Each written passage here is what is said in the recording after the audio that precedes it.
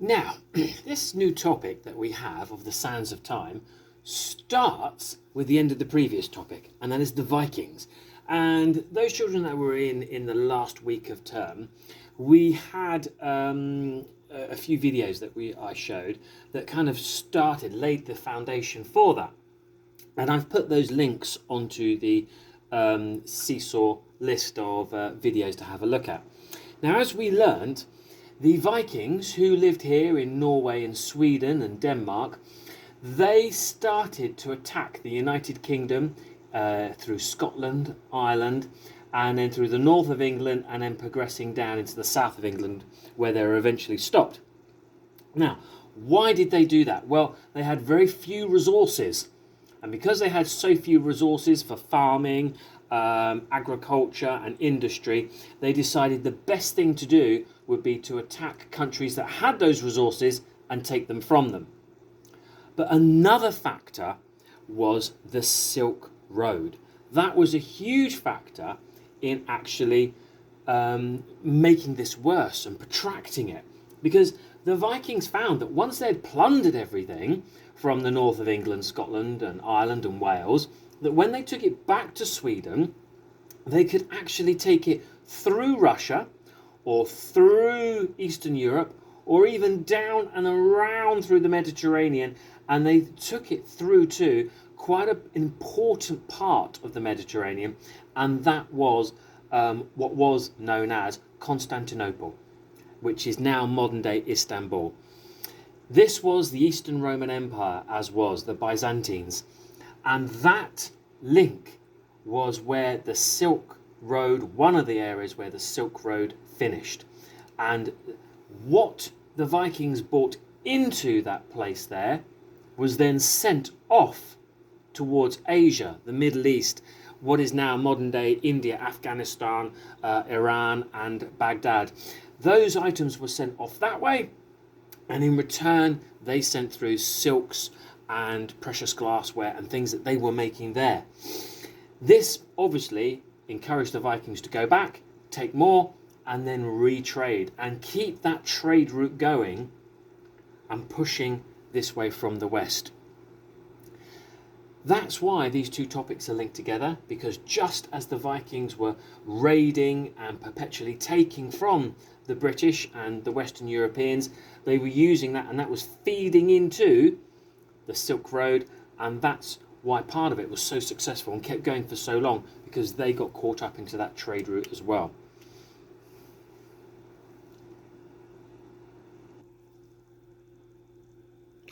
Now, with this new map I've put up, you can see that now Europe is right up here in the corner, and where those Vikings were living, they're up there. There's Scandinavia. We've got the bottom part of Norway, Sweden, we've got Denmark there, and we've got the corner here of England. So obviously the Danes were coming down, the Vikings were coming down, plundering this area and then taking it over, as I said, to Constantinople and into what was the Byzantine Empire, the remnants of it, and the beginning of these Middle Eastern and Persian empires that were expanding. These poor people, these items that were traded, were then sent on a journey across thousands of miles that took them down through Egypt and the Sudan, out on the Arabian Peninsula, or through what is modern-day Iraq and Iran and Afghanistan and Pakistan, and then through to India and possibly even through to China from there. So this network of trading routes, of where one person would sell to another, who would then sell to another. The goods would trade along different towns, different routes, sometimes just being carried maybe by hundreds of camels as they went through for its ultimate destination in China. This would mean that perhaps some slaves who were captured in England may spend many months or even a year or two on foot being manoeuvred along this silk trade route in order to enhance people's riches and wealth. And along that route, the cities that were stationed along there, they became richer and more powerful because they would charge taxes each time someone wanted to take a good through.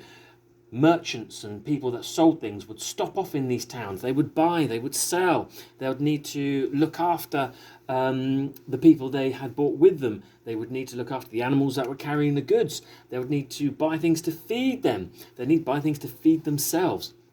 So all of this was a rich opportunity to buy and sell at every given opportunity. And of course, then you had more and more people doing it. More shops would spring up, more goods would be sold, more goods would be made.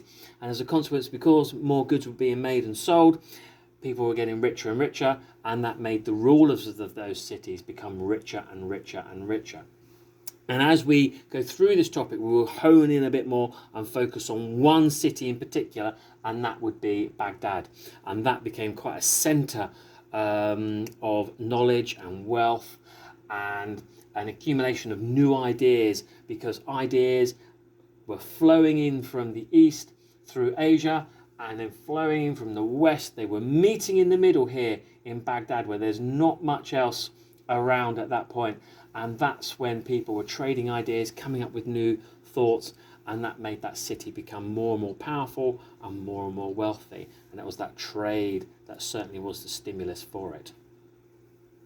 So all I want you to do today is, once you've looked at the videos I've put on there, once you've heard me chatting away about this, is to think to yourself, I've got a lot of information, I've learnt a lot of things, how can I present that information?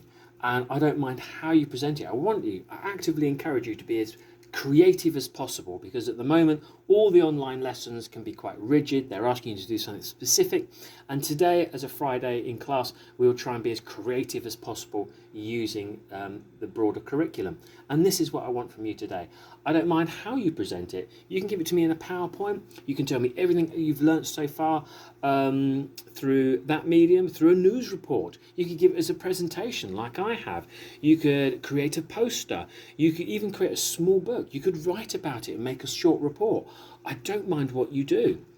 All I'd say is that Seesaw doesn't particularly like Word documents, and it doesn't particularly like PowerPoints. So if you choose to do those, email them in to me. I'd still love to see them. I might not be able to give feedback through Seesaw, but I certainly will email you back, because I'd love to see what you create from this.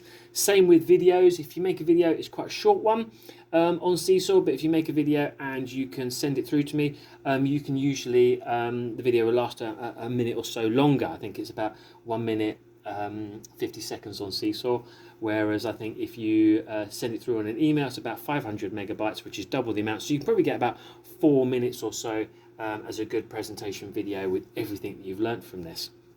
So this is just an opportunity to be creative, to be different, and give me your knowledge and impart that, everything you've picked up, in whatever way that suits you, in which you would enjoy. It can be through art as well, or even a sculpture. I really don't mind.